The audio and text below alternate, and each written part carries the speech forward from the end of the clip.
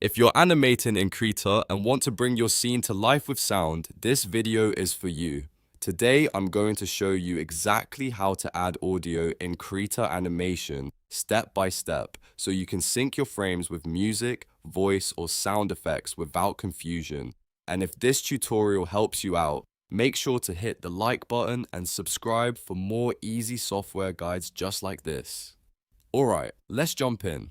First, look at your timeline docker at the bottom of the screen. This is where your animation frames are managed, and it's also where you'll control your audio. In the top right corner of that timeline docker, you'll see a small speaker icon. Go ahead and click that icon to open the audio options. From the drop-down menu, choose Import Audio. This tells Krita that you want to bring an external sound file into your animation project. Once you click that option, Krita will open a file browser window so you can search through your computer for the audio track you want to use. Now, browse to the folder where your audio file is saved. This could be a WAV file, an MP3, or another supported audio format depending on your setup. Select the file you want and then click Open. Krita will import the audio into your timeline so it becomes part of your animation project. Once the audio is loaded, press the play button on your timeline.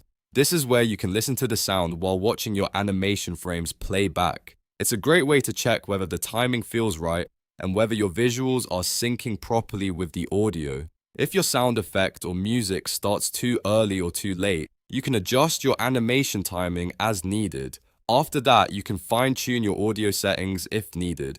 Just click the speaker icon again to reopen the audio controls. Here, you'll see a volume slider. Move it up if you want the sound louder, or drag it down if the audio is too strong and distracting from your animation. You'll also see a mute option. If you want to temporarily silence the audio without removing it from the project, simply click the checkbox for mute.